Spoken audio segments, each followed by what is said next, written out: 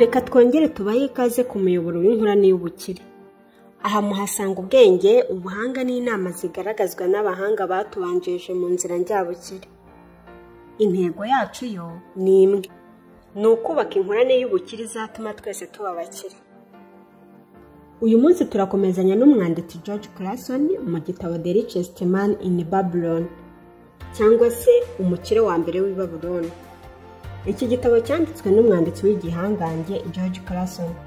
Umutwe wa kabiri uragira uti: ibintu 7 bikiza ubukene, cyangwa se amahame 7 agenga ubukire. Twebwe turi inkorane.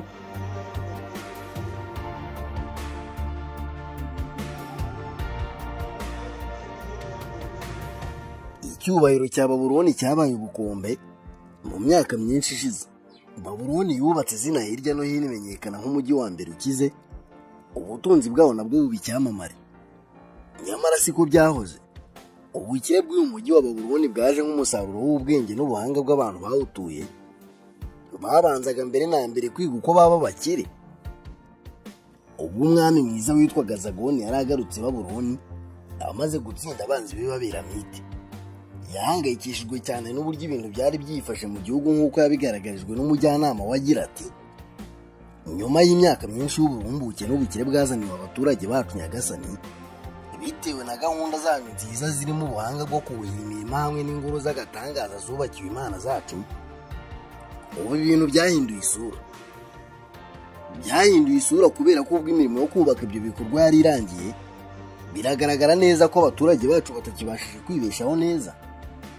Abari abakozi benshi babaye abashomeri, abacuruzi babona abakiriya bake cyane, abahinzi nabo ntibari kubona uko bagurisha umusaruro wabo. Muri rusange abaturage ntabwo bafite zahabu zihagije zo kugura ibyo kurya. Ariko mugabo, niko umwami nyiricyubahiro yatangiye ati: zahabu zose twasohoye zigakoreshwa twubaka ibi bikorwa remezo by'agatangaza zagiye he? Umujyanama ati: nyakubahwa nyiricyubahiro, ntirwe impungenge nuko zaba ziri mu maboko y'abakire bake cyane bo muri uyu mujyi. Bose zanyereye vuba na bwangu, ziri mu maboko y'abaturage bose, zigwa mu maboko y'abakire bake cyane, neza neza nk'uko amahenene amanuka agwa mu cyansi.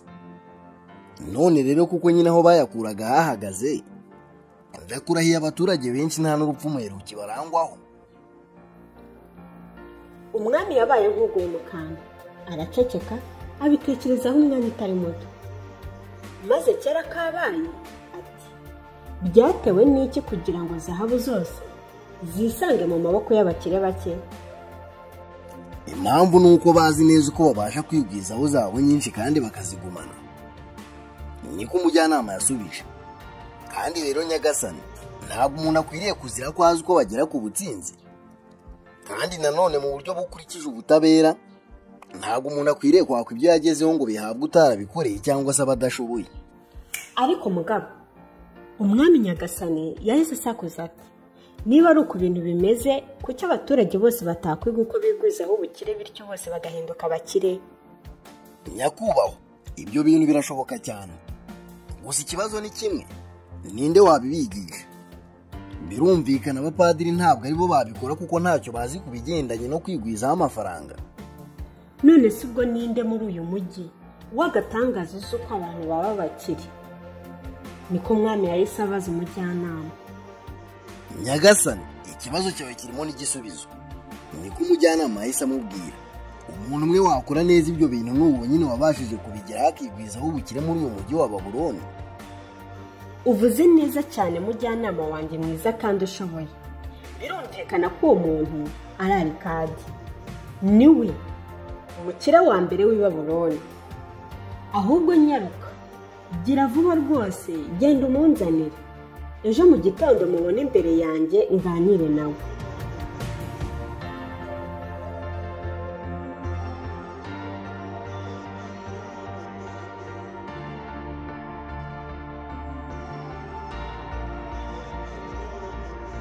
Mu gitondo cya kare ubwo umwami yari yibambuye, Arikadi yari ahagaze imbere ye yemye kandi akeye nubwo yari ageze mu myaka 70.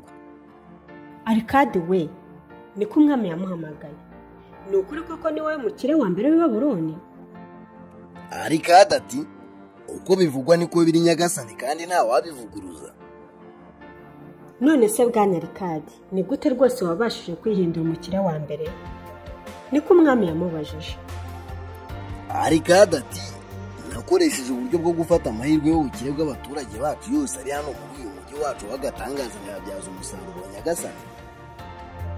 Nubwo nta kintu cyihariye waba ufite cyo gutangiriraho, ikintu kimwe kiba gikenewe ni ubushake bukomeye cyane bwo kwigwizaho ubukire. Ikitari iki ntacyo cyafasha umuntu. Arikadi we, niko umwami yakomeje ati uyu mujyi wacu rero uri mu bihe bibi cyane kubera ko abantu bake cyane ari bo bazi uko bakwigwizaho ubukire, bakaba koko baranabwigwijeho bagahinduka abakire bacu cyane mu mujyi. None dore ubukire bwose buri mu biganza byabo, none abandi baturage benshi ndetse benshi cyane nta bumenyi na buke bafite bwo kugumana n'ibice bike bya zahabu bibagwa mu biganza. Rwose nta kubeshya umukire wacu Arikadi, mporana icyifuzo cy'uko Babuloni yaba kandi igakomeza kuba umujyi wa mbere ukize ku isi, ariko ibyo bishoboka gusa ari uko abaturage babo bose bakize. None rero Arikadi, ni ngombwa ko twigisha abaturage bacu uko baba bakire. None rero nawe mbwira, haba hari ibanga ryo kuba umukire? Niba rihari se, ryabasha kwigishwa abaturage bose? Ni ibintu bishoboka cyane Nyagasani ko umuntu umwe ufite icyaza cyigisha abandi bose. Uwo ni umukire wacu Arikadi. Umwami yarishimye cyane agaragaza ko Arikadi avuze ibyo yashakaga kumva.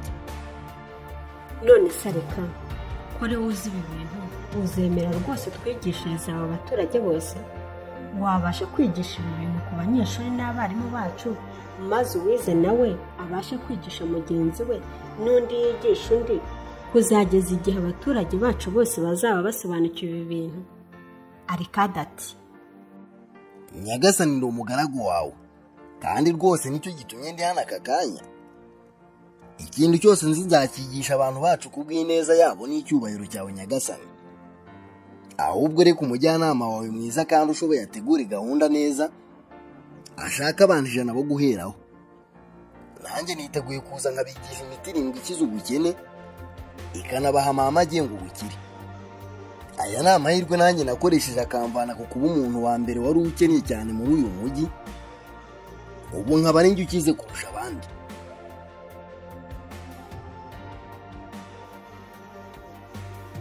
Haciyeho ibyumweru 2, maze hagendewe ku itegeko ry'umwami, abantu 100 bateranira mu ngoro nkuru biteguye kwiga. Bicaye mu ntebe nziza cyane z'amabara atagira uko asa, maze Arikadi we yicara hafi aho ku ntebe nziza cyane n'ameza yari ateretseho igicaniro cy'umubavu uhumura neza cyane. Bose batangiye kungurana buhoro buhoro ubwo Arikadi yari ahagurutse, bagira bati niwe mukire wa mbere w'i Babuloni. Buri wese yongoreraga mugenzi we bucece. Abandi bati nawe ni umuntu nkatwe. Nk'uko ari inshingano zanjye nahawe n'umwami nyir'igihugu, mpagaze imbere yanyu nkora ibyo yantegetse. Bitewe n'uko nigeze kuba umusore w'umukene cyane ariko washakaga kwigwizaho zahabu, nanone ariko kuko nabashije kunguka ubumenyi bwanshoboje kwigwizaho ubukire butangaje, umwami yabonye ko ari byiza ko nabasangiza ubu bumenyi, arabinsaba. None dore uko niko mpagaze imbere yanyu uyu munsi. Natangiye kubaka ubukire bwanjye mu buryo buciriritse cyane. Rwose sinari mfite amahirwe menshi n'ibyiza byinshi nk'ibyo benshi muri mwe mufite muri uyu mujyi wacu w'agatangaza wa Babuloni. Ubutunzi bwanjye bwa mbere nabubitse mu ikofi y'indodo iciriritse cyane. Nari mbabajwe cyane no kuntu ikofi yanjye ihora yambaye ubusa. Niyumvisemo ubushake bwo kuyuzuza ubutunzi, maze ikajya ihora yumvikanamo urusaku rwa zahabu. Ibyo rero byatumye nshakashaka umuti wankiza ubukene, bityo mbona imiti 7. Muri abanyamugisha cyane mwebwe mwicaye imbere yanjye, kuko ngiye kubahishurira amabanga 7 ariyo miti 7 izabatandukanya n'ubukene. Iyi miti kandi nkaba nsaba ko yagera kuri buri muntu wese ushaka kugera kuri zahabu nyinshi cyane. Buri munsi muri iyi minsi 7 tugiye kumarana hano, nzajya mbahishurira umuti umwe maze mutahe. Murasabwa kwitonda, mukitegereza kandi mukitegereza cyane ibyo ngiye kubabwira. Murasabwa kandi kubiganira no kubijyaho impaka uko mushoboye kose. Mwiga aya masomo yose uko yakabaye, ndabinginze, kuko ibyo ari byo bizabafasha gutera imbuto y'ubukire mu makofi yanyu. Icyambere rero, buri wese muri mwe arasabwa kwihutira gutangira kubaka mu buryo bw'ubwenge ubukire bwe ku giti cye, kandi uzabikora akabikora neza niwe uzaba usabwa kujya kubyigisha abandi. Nzagerageza kubigisha ibi bintu mu buryo bworoshye ndetse bworoshye cyane, mbere ku buryo mwatuma ikofi yanyu izahuka. Iyi kandi niyo ntambwe ya mbere yo kubaka ingoro y'ubukire, kandi rero murabizi ko nta muntu wakurira ngo atumbagire hejuru cyane niba atabasha gutera intambwe ya mbere. Nimureke turebere hamwe umuti wa mbere. Uyu muti wa mbere uragira uti: gaburira ikofi ubika mu butunzi bwawe bituma ikofi yawe iryimba. Arikadi yegereye umwe mu bagabo bari bicaye ku murongo w'intebe wa kabiri. Yari umugabo utekereza cyane, maze Arikadi aramubaza ati: inshuti yanjye nziza, ni uwuhe murimo ukora? Nandukura inyandiko nkazikuramo nyinshi, ariko ndanashushanya, niko umugabo yasubije. Byiza cyane, niko Arikadi yavuze. Uwo niwo murimo nanjye nakoraga mbere ukampa amaramuko.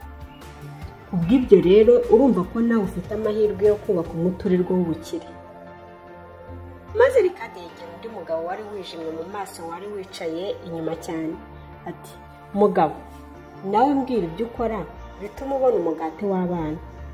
Umugabo araterura ati: ngenda umubojozi, nguriye n'aborozi baba boroye, nkazibaga nkagurisha inyama ku baturage, hanyuma nkazigurisha ku bakora inkweto. Byiza cyane mugabo, niko Arikadi yavuze. Ubwo nawe ufite akazi kaguha amafaranga, nawe ufite amahirwe yose yo kuba umukire nkayo nanjye nari mfite mbere. Ni muri ubu buryo Arikadi yakomeje kubaza abagabo bari bateraniye ibyo bakora bibaha amafaranga, maze ubwo yaramaze kubabaza bose araterura ati: bavandimwe abanyeshuri banjye turi kumwe uyu munsi, mubashije kwibonera neza ko hari imirimo myinshi abantu bakora ikabahesha amafaranga. Uburyo ubwo ari bwo bwose waba winjizamo ni isoko iguha zahabu wakuramo nkeya zo kugaburira ikofi yawe, bityo bigatuma buri wese muri mwe agira icyo yizigamira mu ikofi ye, cyaba kinini cyangwa se gito. Ibyo siko bimeze se? Maze abagabo bose bagaragaza ko ibyo avuze ari ukuri.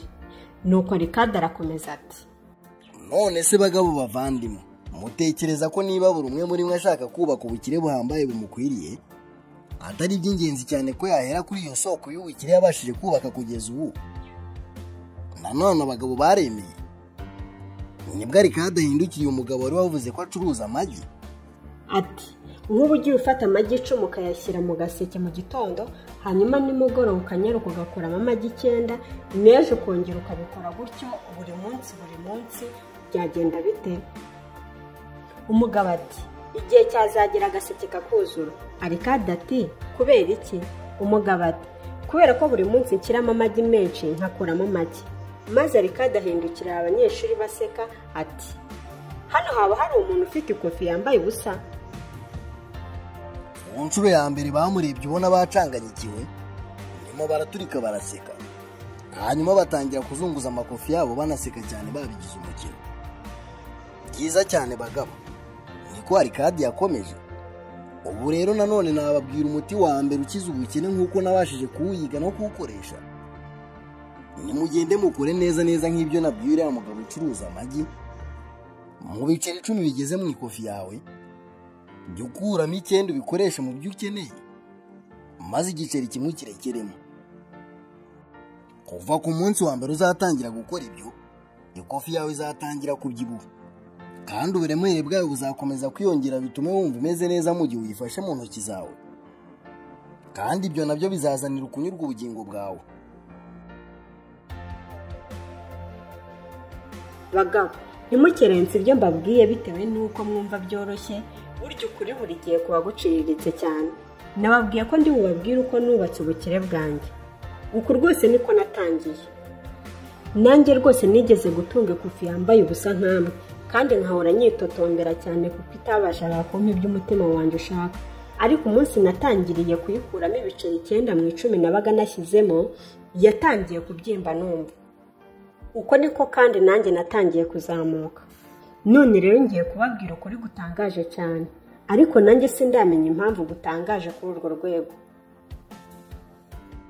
Umunsi nahagaritse gusohora ibiceri biri hejuru y'9 mu 10 nabaga nashyize mu ikofi yanjye, nakomeje kubaho nk'uko nari nsanzwe mbaho.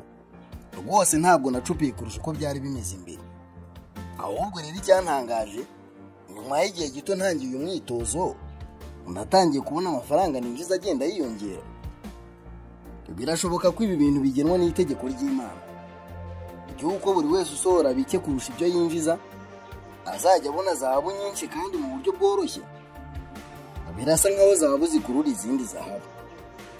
Ariko kandi ku rundi ruhande, ikofi irimo ubusa ikabisunikira kure zahabu zikayihungira kure. None se niki mushaka kurusha ibindi mu by'ukuri? Murashaka kunyurwa n'ibinezeza by'akanya gato bya buri munsi birimo ibikomo, imyambaro myiza, ibiryo byinshi n'ibindi bita byibagirana ako kanya? Cyangwa murashaka ubutunzi bugumaho nka zahabu, ubutaka, imikumbi, ibikorwa by'ubucuruzi, ishoramari rituruka mu byo mwinjiza? Amafaranga rero ukura mu ikofi yawe azana ibyo mu cyiciro cya mbere, ariko amafaranga uzigama mu ikofi yawe niyo azana ibyo mu cyiciro cya kabiri. Bavandimwe abanyeshuri beza, uyu ni wo muti wa mbere ukiza ubukene nabashije kuvumbura no gukoresha. Buri biceri 10 ninjije mu ikofi yanjye nsohora 9 gusa, kimwe kigasigaramo. Muganire kandi mujye impaka kuri ibi. Nihagira umwe muri mugaragaza ko atari ukuri, muzabimubwire ejo ubwo tuzaba twongeye guhurira. Ibihe byiza rero nahejo.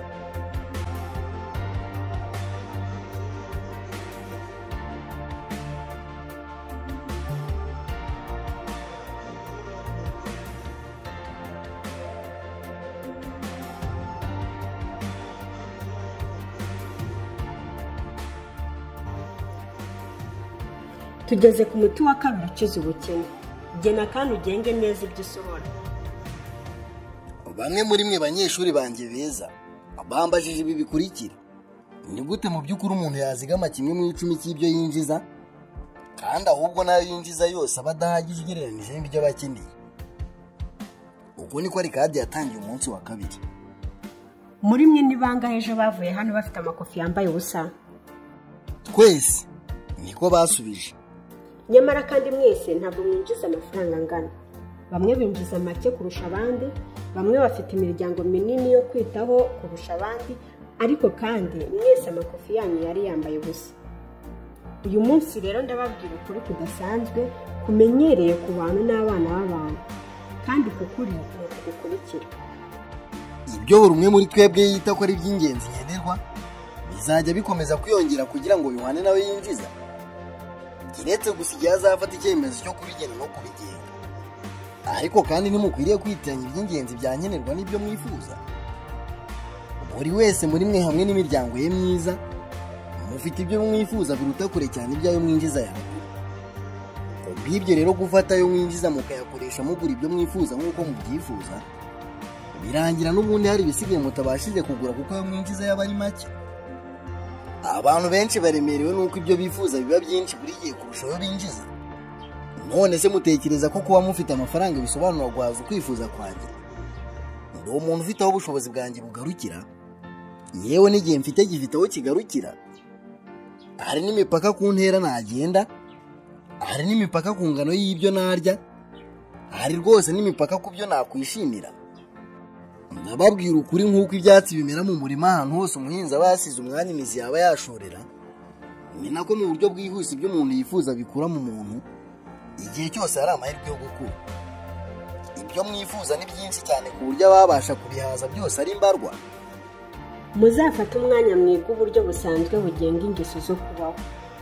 Nimubigenzura neza muzasanga hari ibintu byinshi mugura ariko biba atari ngombwa, mukaba mwabigabanya cyangwa se mukanabireka burundu. Nimureke rwose intera izabe kubanza kugenzura 100% ibyo tugura, tukabanza kumenya neza niba biba ari ingenzi cyangwa se byarekwa. ibyo kandi bigakorwa kuri buri giceri cyose gisohoka mu ikofi yawe. Ku bw'ibyo rero murasabwa kwandika buri kintu cyose mwifuza kugura, hanyuma mugatoranyamo gusa iby'ingenzi n'ibishobora kugurwa hakoreshejwe 90% by'ayo winjije. Ibindi byose ubona bidahura n'ibyo bijugunya mu ngarano uzajya ujugunyamo ibyo ushaka ariko bitabashije kugerwaho, kandi ntuzigere wicuza kuko uba utabigezeho. Kuri igenamigambi n'urutonde rw'ibyo uzakenera mbere y'ukwezi, ntuzahirahira ukora kuri 1/10 wizigamiye ngo kizatume ikofi yawe igiboha. Rwose reka iki kiba ubushake bwawe buruta ubundi kandi bugomba gusohozwa. Komeza gukora ureba kuri uru rutonde rw'iby'ingenzi ugomba kugura, kandi ujye urusuzuma unarushaho kurunoza. Woze hafi yawe kandi urureke rukubera umwunganizi ugufasha gutuma ikofi yawe ibyibuha. Akivuga ibyo rero hahise hahaguruka umwe mu banyeshuri wari wambaye ikanzu y'umutuku n'umuhondo, maze aragira ati, njyewe ndi umuntu wigenga, nemera rwose ko ari uburenganzira bwanjye kunezezwa n'ibyiza ubuzima butuzanira. None se ubwo urumva nakwizirika kuri ubwo bucakara bwo kugengwa n'urutonde rumbwira ibyo ngomba kugura n'ayo ngomba kubitangaho? Numva ibyo ari byo ahubwo byantuza kure cyane y'umunezero w'ubuzima, ahubwo bikankorera umutwaro ntabasha kwikorera. Maze Rikade nawe aramusubiza ati, none se nshuti yanjye, ninde uzagena urwo rutonde rw'ibyo ugomba kugura n'ayo ugomba kurutangaho? Birumvikana n'injye ugomba kurukora. None se ubwo ku rutonde rw'ibyo ugomba kugura n'ayo ubitangaho washyiraho n'ibikomo n'indi mitako? Birumvikana ntiwabikora, ahubwo washyiraho ibikenewe nk'ibyo kurya, amazi by'umwihariko, ibyo umuntu akenera ari mu rugendo rwambukiranya ubutayu. Mubyumve neza ko intego nyamukuru yo gukora uru rutonde no kurwitwaza ari ukugira ngo ikofi yawe ikure. Ni ugufasha nyirarwo kugenzura ibintu by'ingenzi cyane no kumufasha kubigeraho, aho gutakaza amafaranga ku byo yifuza ariko bitari ingenzi. Ni ukumufasha rwose kumenya ibikenewe cyane akabitandukanya n'ibidakenewe cyane, neza nk'uko itara rimuri ku mucyo bigatuma umwijima uburizwamo, n'uru rutonde rumurika urumuri ku bikenewe, rukagaragaza hari icyuho, rukanafasha nyirarwo guhagarika ibitari ngombwa. Byose bigakorwa hagamijwe kugera ku ntego nyamukuru. Rero bavandimwe, uyu ni wo muti wa kabiri uciraho iteka ubukene. Icara hasi wandike ibyo uzakenera byose n'ibiciro byabyo, wibande kuri ibyo ufitiye ubushobozi bwo kwishyura kandi wishyura iby'ingenzi gusa. Ibitari ngombwa ubireke. Ibi bizagufasha kugera ku byishimo no kunyurwa, bitewe no kugura ibifite agaciro gusa hatarimo gutakaza amafaranga ku bitagafite. Ikindi rero koresha 90% byayo winjiza.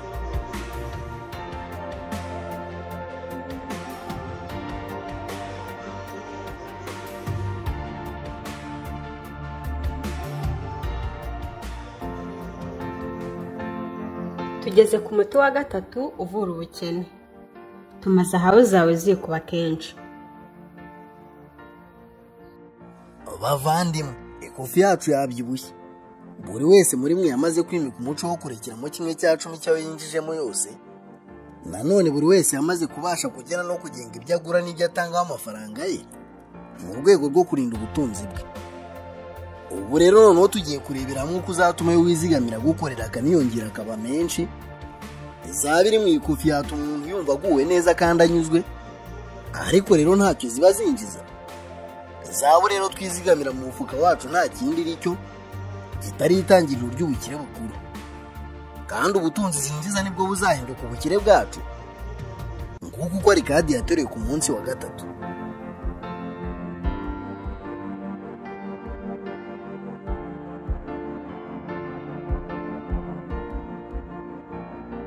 None rero ni gute twakoresha zahabu zacu zikadukorera? Njye ishoramari rya mbere nakoze ryambereye igihombo ndetse natakaje yose. Iyo nkuru nzayibabarira nyuma mbabwira uko byangendekeye. Ishoramari rya mbere nakoze rikanyungukira ni igihe nagurizaga amafaranga umugabo witwaga umugabo ukora ingabo zikingira igituza. Buri mwaka uwo mugabo yaguraga ibyuma byinshi byo gukoresha izo ngabo zikingira igituza, akabigura hirya no hino mu bucuruzi bwambukiranya inyanja. bitewe rero nuko nta gishoro gihagije yari yibitseho yagendaga aguza amafaranga ku bantu bafite menshi batari gukoresha.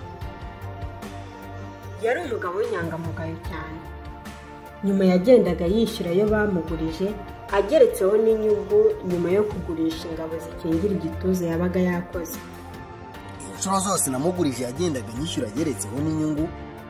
Ibyo rero usibye ko byatumyeho nizigamiraga yiyongera, nayo yinjizaga nayo yagendaga yiyongera. Ndababwiza ukuri ko niba hari ikintu gishimishije ubona yose aza yinjira mu ikofi yanjye byari ibintu bishimishije cyane. Bose banyeshuri banjye beza ndababwiza ukuri, ntabwo ubukire bw'umuntu buba mu ikofi agendana, ahubwo ubukire bw'umuntu ni isoko yinjiza amafaranga aba yarubatse. Umuyoboro winjiza zahabu zigahora zisuka mu ikofi ye, hanyuma akayacunga neza agakomeza akiyongera. Ngiki cyo umuntu wese aba aharanira, ngicyo kandi cyo buri umwe muri mwe yakwiye kuba aharanira. Isoko yinjiza amafaranga waba uri gukora cyangwa se uri mu butembere. Nguko ninjiza amafaranga atangaje, kandi rero nguko nahindutse umukiro utangaje. Inguzanyo yanjye nahaye aga yabaye nk'amahugurwa yamuguriraga ishoramari ryunguka. Icyo gihe nungutse ubunararibonye bukomeye n'ubuhanga. Narakomeje ngenda nongera ishoramari mu bihe byakurikiyeho uko amafaranga yanjye yagendaga yiyongera. Byavuye ku masoko make cyane mu ntangiriro biba amasoko menshi cyane yose yinjiza amafaranga menshi. Ibyo byatumye amafaranga yinjira mu ikofi yanjye aba menshi cyane, maze nanjye nkayakoresha mu byo nshaka mu buryo bw'ubwenge. Bavandimwe, navuye ku kuba ninjiza make cyane mu buryo buciriritse, nungutse zahabu nyinshi zizajya zinkorera nk'abacakara banjye. Buri imwe muri zo ikora cyane kandi ikinjiza izindi nyinshi, kandi rero uko zagendaga zinkorera zinjiza izindi niko n'abana bazo bahitaga batangira kunkorera bakinjiza izindi. Yewe n'abuzukuruza bazo bazaga gahunda ari ukunkorera bakinjiza nyinshi kugeza igihe ayo ninjiza abaye menshi cyane. Zahabu rero buriya zikura vuba nk'abagabamo iyo uri kwinjiza neza nk'uko bigaragara mu nkuru ikurikira. Hariho umuhinzi, maze ubwo umwana we w'imfura yari avutse, yafashe ibiceri 10 by'ifeza abijyana ku muntu watizaga abantu amafaranga bakamwungukira. Yamusabye kumubikira ibyo biceri n'inyungu zabyo kugeza igihe umwana we zaba agiriye imyaka 20. Umuntu utiza amafaranga yaremeye arayafata, kandi amwemerera ko azajya amwungukira 1/4 cyayo buri myaka 4. Umuhinzi yamusabye ko bitewe n'uko ayo mafaranga ari ubwizigame bugenewe umwana we, yajya amubikira ari inyungu ari n'igishoro akabiteranyiriza hamwe. Ubwo rero umwana yaragize imyaka 20, umuhinzi yanyarukiye ku mugabo utiza abantu amafaranga kubaza aho ubwizigame bw'umwana we bugeze. Maze umugabo utiza abantu amafaranga amubwira ko kubera ko amafaranga ye yagendaga yiyongera mu buryo bw'ibihekane, ibiceri 10 yamuhaye byamaze kuba ibiceri 33.5. Umuhinzi yarishimye cyane, ariko kubera ko umwana wawe nta mafaranga yari akeneye ako kanya, izo feza zose yazirikiye umugabo utiza abantu zahabu. Ubwo umwana yari agize imyaka 50, icyo gihe se w'umwana yari yaratabarutse. Umwana yahawe feza ze zose, kandi zose hamwe zari zarabaye feza 137. Uyu rero ni wo muti wa gatatu ukiza ubukene. Ni uburyo bwo gufata buri giceri cyawe ukagishyira ahantu kibasha kugukorera, kikabasha kwinjiza andi ameze nkacyo neza neza, nk'uko umukumbi uri mu kiraro nawo ukomeza kwinjiza inyungu, niko n'amasoko yinjiza ubukire azakomeza gutembatembera mu ikofi yawe, maze ibyo sinakubwira.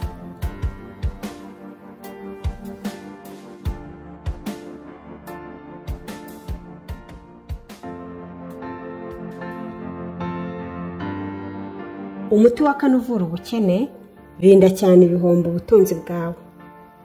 Abanyabihombo ni abazengerejwe n'ubuzima bakunda ibirabagirana. Nshuti zanjye, zahabu yawe iri mu ikofi yawe isaba kuyicunga neza no kwirinda abashaka kuyigukuraho. Nibitaba ibyo muzamenya aho iciye. Ni ingenzi cyane ko tubanza kwiga uko bacunga zahabu nkeya mbere y'uko Imana iduha zahabu nyinshi. Nguko ari kadi yatangije umunsi wa 4 w'amahugurwa.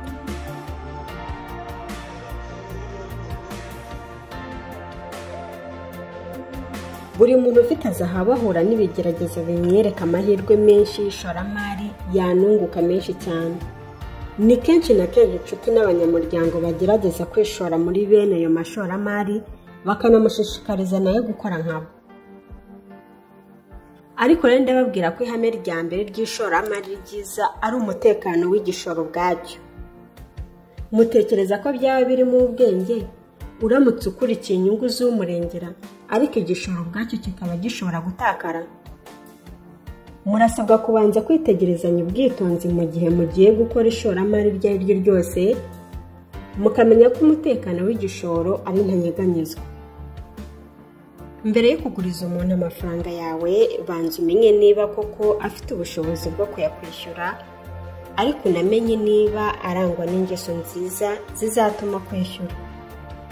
Ariko ntimuzagwe mu mutego wo gushaka inyungu nyinshi z'umurengera kandi zihuse, ejo mutazatuma ubura n'utwara ufite kandi waruhiye. Mbere yo kuyarekura mu buryo bw'ishoramari uko ryaba rimeze kose, genzura neza ibibazo bishobora kuba bigendana naryo. Ngewe ishoramari rya mbere nakoze ryambereye umwaka gusa. Amafaranga yose nari nazizigamiye mu gihe cy'umwaka wose nagize njyanyaguriza umugabo ubumba amatafari witwa Azimuru. Yambwiye ko agiye mu butembere bwambukiranya inyanja, ambwira rero ko azangurira ibikomo byiza byo mu Bafenisiyani. Yambwiye ukuntu ibyo bikomo twazabigurisha tukabona inyungu nyinshi maze tukayigabana. Abafenisiyani rero bari abatubuzi badasanzwe. Bagize batya bamupfunyikira ibirahure bya feke nawe arikorera arazana. Mugira ngo ubutunzi bwanjye ntibwari bugiye burira buryo se? Icyakora narize. N'ubu sinumva ibyo nari nanyweye byanshutse ngafata ubutunzi bwanjye nkabura umuntu ubumba amatafari. Ambwira ko agiye kugura ibikomo by'akataraboneka byarangiye ari akatazaboneka. Ibyo rero bavandimwe bituma ngira inama abantu yo kwigira kuri ubwo bugoryi bwanjye nagize, bakirinda kugwa mu mutego nk'uwo naguyemo. Ntimuzagwe mu mutego umeze gutyo. Ntimukigirire icyizere kirenze gituma mupfusha ubusa ubutunzi bwanyu. Ni byiza cyane gushakira inama z'ishoramari ryunguka ku bantu babifitemo ubunararibonye. Bene izo nama ziba ari iz'ubuntu ku muntu uzihabwa, ariko agaciro kazo gashobora no kuruta cyangwa se kakangana n'igishoro nyirizina ushaka gushora. Erega mu buryo budashidikanywaho, ako niko gaciro kacyo, niba koko izo nama zikirinze guhomba. Banyeshuri banjye beza, uwo ni wo muti wa kane ukiza ubutindi. Ni iby'ingenzi cyane kuzabarinda ko ikofi yanyu yisanga yambaye ubusa nyuma y'igihe runaka muzaba mumaze kuyuzuza. Irinde cyane ubutunzi bwawe, uburinde ibihombo ibyo ari byo byose. Ibyo kandi uzabikora ushora ubwo butunzi gusa ahantu ubona neza ko igishoro gifite umutekano wuzuye, aho ushobora kubwisubiza igihe wabushakira cyose, akaba ari n'ahantu ariko hazaguha inyungu zawe nta mananiza. Gisha inama abo basobanukiwe ibintu kandi bafite ubunararibonye. Zirikana kandi uha agaciro inama abo bahanga baguha z'uburyo wacunga neza zahabu zawe. Reka ubuhanga bwabo burinde ubutunzi bwawe ibihombo byose byibasira ishoramari.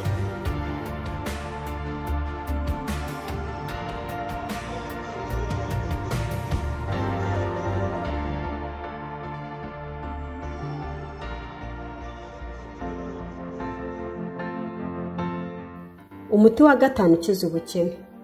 Tuma urugo rwawe ruba ishoramari ryunguka.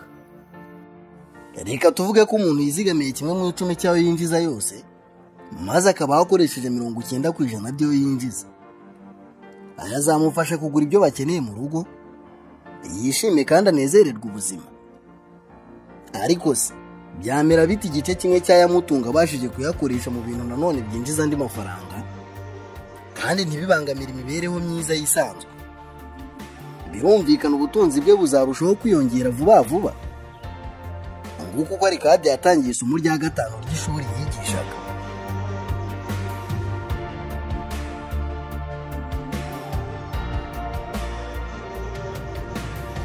Abagabo benshi bacu muri uyu mujyi wa Babuloni batungira imiryango yabo ahantu hadakwiriye rwose. Bagira batya bagakodesha inzu y'icyumba cyangwa ibyumba runaka bike, aho abagore babo badafite umwanya na muto wo guhingamo akarima k'igikoni no gukuza neza abana babo. Ugasanga abana ntibafite aho bakinira imikino yabo keretse gusa ahantu handuye kandi hadakwiriye. Nta muryango w'umuntu rwose wakwishimira kandi ukaryoherwa n'ubuzima mu gihe abana batabona imbuga ihagije yo gukiniramo bakidagadura kandi hakaba hasukuye ku buryo umugore abona aho ashyira akarima k'igikoni agatera ibyatsi biribwa n'ibivura, hanyuma n'abana bakabona aho bakinira bisanzuye. Burya umutima w'umugabo wanezezwa no kurya ibyo asaruye mu busitani bwe, akanywa wino yenze mu mizabibu ye. Gutunga no gutura ahantu hisanzuye rero, ahantu abasha gukorera bene ibyo bikorwa hari ukuntu bimwongerera icyizere mu mutima we, bikanamutera umurava mu byo akora byose. None se ubwo ntimwumva ko ndi kugira inama buri mugabo wese kubaho byibuze afite inzu ye abanamo nabe?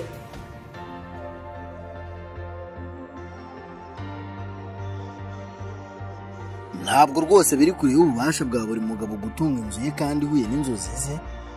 Ntimwabonye se ko n'umwami wacu ukomeye yabashije kwagura imbago z'umujyi wacu? Ubu hakaba hari ubutaka bwinshi budatuwe, bityo umuntu wese ubishaka akaba yabasha kubugura ku giciro cyiza. Hari n'ikindi ngira ngo mbabwire abanyeshuri banjye beza, na ba bandi badutiza amafaranga ngo tuzabungukire, bashimishwa cyane no guha amafaranga umuntu ushaka gutunga ubutaka no kubaka inzu zo kubamo. Bahora biteguye rwose kuguriza umuntu wumva amatafari n'umwubatsi, mu gihe icyo baharanira gukoresha ayo mafaranga ari ukugura ubutaka no kubaka. Ibyo ariko ni mu gihe usaba inguzanyo nawe agaragaje umugabane runaka w'ubutunzi yageneye icyo gikorwa. Ibyo biba bivuze ko mu gihe inzu izaba yuzuye, uwo mugabo azabasha kwishyura uwamutije amafaranga nk'uko neza neza yishyuraga nyir'inzu yakodeshaga mbere. Impamvu y'ibi ni uko buri uko yishyuye uwamutije amafaranga, umutwaro yari yikoreye uba ugabanutse. Mu myaka mike rwose azaba umuntu utarangwa n'ideni. Icyo gihe umutima w'uwo muntu uzabaho unezerewe kandi utuje, kuko yabashije kwibikaho umutungo w'agaciro kandi biciye mu mucyo. Ikintu kimwe azaba asigaranye agomba kujya yishyura ni umusoro w'umwami. Ibyo rero bizashoboza umugore we ko igihe cyose amanutse ajya kumesa imyenda ku ruzi, azamukana ikijerekani cy'amazi yo gusuka ku byo yahinze mu busitani bwabo. Uko niko imigisha myinshi izisuka ku rugo rw'umugabo wabashije kwiyubakira inzu ye.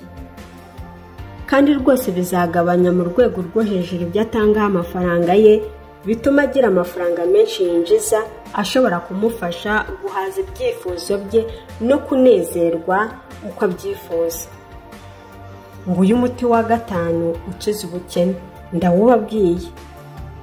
Tunga inzu yawe.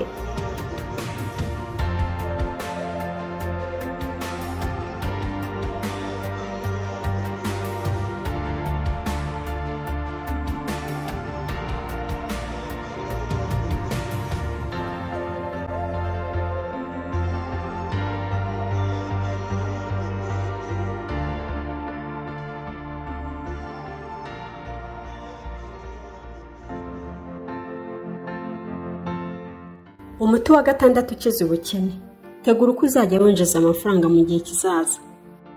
Munyumve yemwe bagabo, ubuzima bw'umugabo wese ni uruhererekane ruva mu bwana rujya mu busaza. Iyi niyo nzira y'ubuzima kandi nta muntu n'umwe wayikwepa, kiretse gusa Imana zimuhamagaye imbere y'igihe akigira mu isi yo hejuru. Kubw'ibyo rero bagabo bavandimwe, ndagira inama umugabo wese gutangira gutegura amasoko azinjiza amafaranga mu minsi izaza y'ubusaza bwe, ubwo azaba atakiri muto ukundi. Ariko kandi agomba no gutegura uko umuryango we uzaba ahubwo azaba atagihari cyangwa se atakibasha kuwitaho uko bikwiriye. Iri somo rirashishikariza buri wese kuzuza ikofi izamutunga igihe iminsi izaba itakimwemerera kwiga no gukora. Uku niko Arikadi yatangiye umunsi wa gatandatu.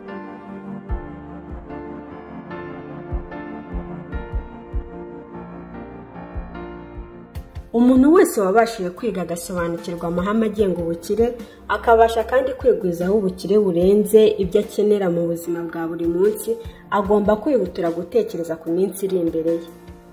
agomba gukora igenamigambi ry'amashoramari akomeye kandi meza azamwungukira kandi akamubeshaho mu myaka myinshi no mu bihe bigoye bizaza atari yarigeze ateganya. Hari uburyo bwinshi umuntu yakubaka ibizamufasha mu bihe bizaza. Ashobora gucukura ahantu hihishe maze agatamo ubutunzi runaka bw'ibanga. Ibi bintu agomba kubikorana ubwenge n'ubuhanga buhambaye ngo ejo bitavaho bimuteza abajura. Ku bw'ibyo ntawe ngira inama yo gukora ibi. Ahubwo umuntu ashobora kugura umurima cyangwa se inzu. Ibi bikoranye ubwitonzi n'ubuhanga acungana n'agaciro bizaba bifite mu bihe biri imbere. Byaba ibintu bihora bifite agaciro gahoraho kandi ayo bigenda byinjiza mu buryo buhoraho cyangwa se ayo byakwinjiza mu gihe byaba bigurishijwe akaba yazamufasha kubaho neza muri ibyo bihe by'ubusaza. Umuntu nanone ashobora guha amafaranga yaba yakeneye bakajya bamwungukira mu buryo buhoraho mu gihe runaka. Inyungu yatwaye yajya amwungukira yajya igira ikintu kinini yongera kuri ayo mafaranga akabasha kwiyongera. Hari umugabo nzi ukora inkweto yitwa Ansana. Uyu mugabo yansobanuriye rwose mu bihe bya vuba aha ukuntu buri cyumweru mu gihe cy'imyaka 8 ishize yagendaga aguriza umuntu utiza abantu amafaranga bakamwungukira. Yamuhaga ibiceri by'ifeza 2 buri cyumweru. Mu minsi yashize rero ngo bakoze ibaruramari basanga bigeze ahantu hashimishije cyane. Basanze yamaze kugira yose hamwe yagendeye ku nyungu ya 1/4 nyuma ya buri myaka 4.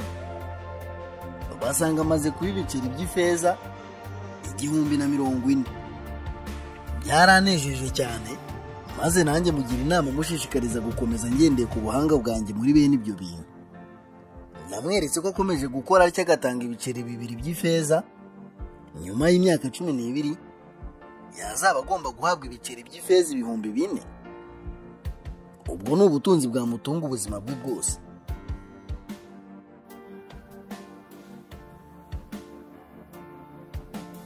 Ni ibintu bizwi kandi byizewe neza ko umuntu wese uzigama bene ayo mafaranga make make ariko mu buryo buhoraho abona inyungu nyinshi z'umurengera nk'izo.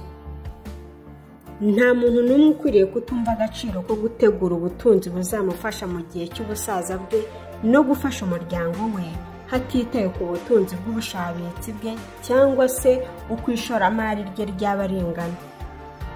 Numva navuga byinshi kuri iyi ngingo. Mu myumvire yanjye numva ko hari igihe kizagira abagabo b'abahanga bakavumbura uburyo bwo kwegeranya amafaranga agenewe urupfu. Hanyuma abagabo bakajya bishyura amafaranga make make ariko mu buryo buhoraho. Hanyuma amafaranga yose ahurijwe hamwe akavamo ikirundo cy'amafaranga kizajya gihabwa umuryango wa nyakwigendera. Iki ni ikintu mbona gikenewe kandi rwose nashishikariza abantu. Gusa uyu munsi ntibishoboka kuko bigomba kuba bikiri ku rwego rurenze ubw'umuntu umwe cyangwa uburyo runaka bw'ubufatanyabikorwa. Ni uburyo bugomba kuba bwubakitse kandi buhamye nk'ingoma y'umwanya. Gusa niyumva ko hari umunsi uzagera ibyo bigakunda, kandi rero ubwo bizaba bibaye bizahinduka umugisha ukomeye ku bantu benshi, kubera ko nayo make umuntu azaba ashyizemo ku nshuro ya mbere azagira hakaba ubutunzi bwinshi buzasigirwa umuryango wa nyakwigendera. Nanone bitewe n'uko tubaho mu bihe byacu tutabasha kubaho mu bihe bindi bizaza, tuba dukwiriye kwihutira gufata amahirwe dufite tukubaka ibizafasha mu gihe kizaza. Ni kubw'iyo mpamvu ngira inama abagabo bose ko bagomba gukora uko bashoboye kose bakarwanya ubukene buba bubategereje mu minsi y'ubusaza bwabo. Ibi umuntu wese w'umuhanga kandi utekereza akwiriye kwihutira kubyitaho no kubikora, kubera ko bene ubwo bukene ku muntu utakibasha gukora ngo yinjize cyangwa se ku muryango utagifite umutwe wawo bihinduka ishyano rikomeye cyane.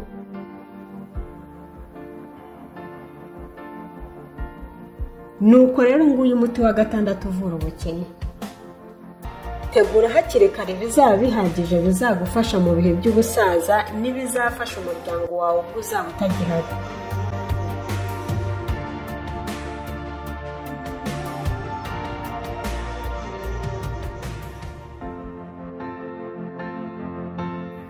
Umuti wa 7 uvura ubukene. Wongera ubushobozi bwawe bwo kwinjiza. Kuri uyu munsi utagira uko usa abanyeshuri banjye beza, ndashaka kubahishurira umuti w'ingenzi cyane ukiza ubukene, ariko kandi uwo munsi simvuga zabo, ndavuga mwebwe ubwanyu. Ndavuga ku bagabo bicaye imbere muri ayo makanzu meza y'amabara atangaje mwambaye mwebwe abanyicaye imbere uyu munsi. Ndashaka kubaganiriza ku bintu byibera mu mitwe no mu buzima bw'abantu, bibasunikira hafi cyangwa se bikabajyana kure y'intsinzi baba bagomba kugeraho. Kuko ari kadi yafunguye ishuri rye ku munsi wa 7.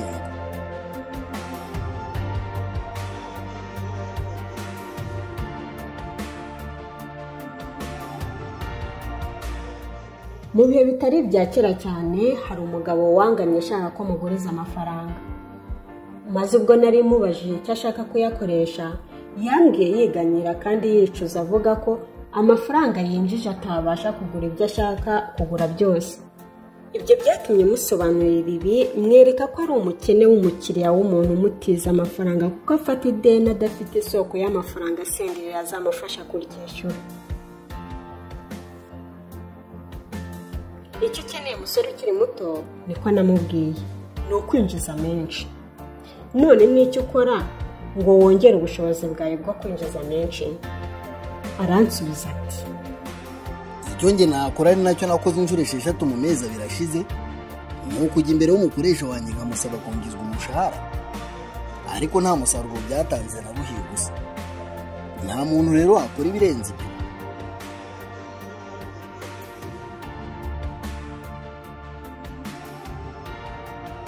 Dushobora gufata akanya tugaseka uburyo bwe bwo kwicisha bugufi, ariko yari afite ibyangombwa byose bimwemerera kongerayo yinjiza.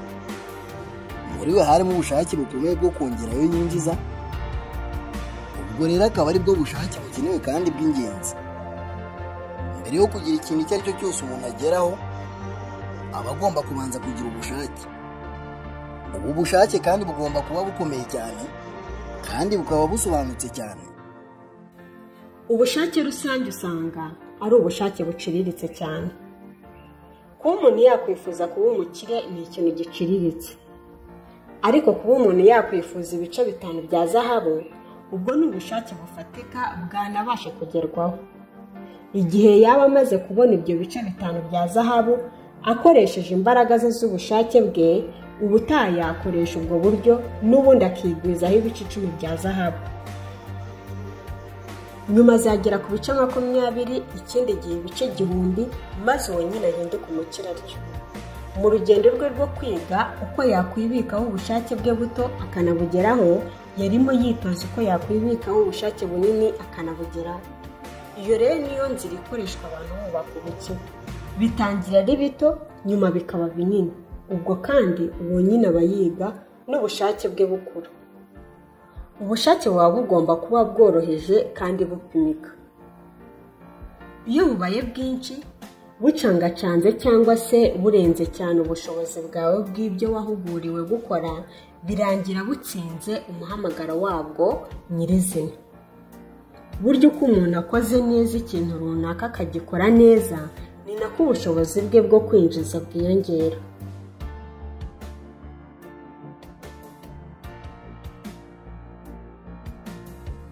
Muri iyo minsi ya mbere ubwo nari umuntu wandukura inyandiko ku bisate by'amabuye bakampemba ibiceri by'ifeza ku munsi, nabashije kwibonera ko hari abandi bakozi bakora byinshi bakanahembwa menshi.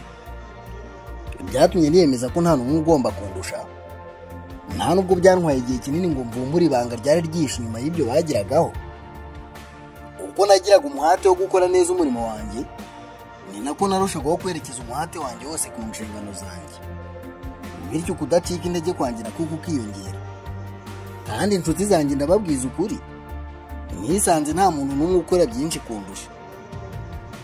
Hamwe n'uwo murava no gukorana umuhate, igihe cyarageze kwiyongera k'ubumenyi n'ubushobozi bwanjye bwo gukora bihabwa ingororano zibikwiriye. Ntabwo rwose nigeze njya kumukoresha wanjye inshuro 6 musaba ko yanyongerera umushahara. Uko ubuhanga bw'ibyo tuzi bwiyongera, niko akenshi na kenshi ayo twinjiza nayo yiyongera. Wa muntu uhora aharanira kwiga byinshi mu byo akora, byanze bikunze igihe kizagera agororerwe. Niba ari umuntu ushushanya, ashobora kwihatira kwiga ubuhanga n'ibikoresho abamurenzeho bakoresha mu mwuga nawe ubwo akora. niba akora bike azaba asabwa kugisha inama no gusangizanya ibitekerezo n'abo bahuriye mu mwuga. Niba ari umucuruzi azaba asabwa gushaka ibicuruzwa byiza byisumbuyeho byagurwa ku giciro cyiza. Buri gihe haranira kuba umuntu utera imbere, ushakashaka uko wakwiyungura ubumenyi, kuko abo bose bashakashaka ubumenyi bwisumbuyeho bazakora neza ibyo abakoresha babo babasaba gukora. Bityo rero ndabasaba nkomeje, ndashaka ko muba abantu b'imbere mu batera imbere, ntimuzigere muba mu b'inyuma. Hari ibintu byinshi biza mu buzima bw'umuntu bigamije gutuma aba umuntu ukungahaye ku bumenyi n'ubushobozi bwo gukora hamwe n'ubunararibonye. Ibyo bintu rero ni nk'ibi bikurikira, kandi uwo muntu aba agomba kubikora niba koko yiyubaha. Aba agomba kwishyura amadeni ye yose mu bunyangamugayo bwose no mu bushobozi bwe bwose. Ntabwo aba agomba kugura ibirenze ibyo yabasha kwishyura. Agomba gufata neza umuryango we kugira ngo bajye bamutekereza kandi bamuvuge neza. Agomba nanone gushyira ibintu bye byose ku murongo, ku buryo ubw'Imana zaba zimuhamagaye yaba yarakoze neza byinshi mu byo yagombaga gukora. Agomba kandi kuba umuntu ugirira impuhwe abo bose bakomeretse bakazengerezwa n'ubuzima, akabagirira impuhwe, akabafasha uko ashoboye kose. Agomba rwose kugirira neza abo bose bamwegereye.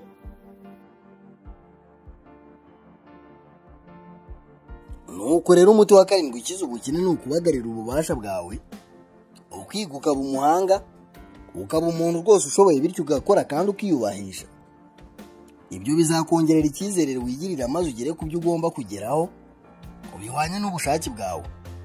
Ngiyi imiti irindwi ikiza ubukene rero, ikaba imiti nshishikariza buri mugabo wese kunywa niba koko ashaka ubukire, kandi bimushishikariza mbitewe n'ubunararibonye bwinshi n'ubutsinzi nabashije kwigwizaho. Hari zahabu nyinshi muri Babuloni mureba abanyeshuri banjye beza, ziraruta cyane izo mwigeze murota. Ni nyinshi cyane rwose, zirasendereye ku buryo buri wese yabona izihagije. Ngaho rero nimugende mushyire mu ngiro uku kuri, bityo mubashe gukira no kwikungahaza nk'uko ari uburenganzira bwa buri wese muri mwe. Nanone kandi nimugende mubyigisha abandi, bityo buri muturage wese akanaba umugaragu wa Nyagasani Umwami, abe yabasha kubona umugabane we muri ubu butunzi butagira akagero bw'umujyi wacu w'agatangaza.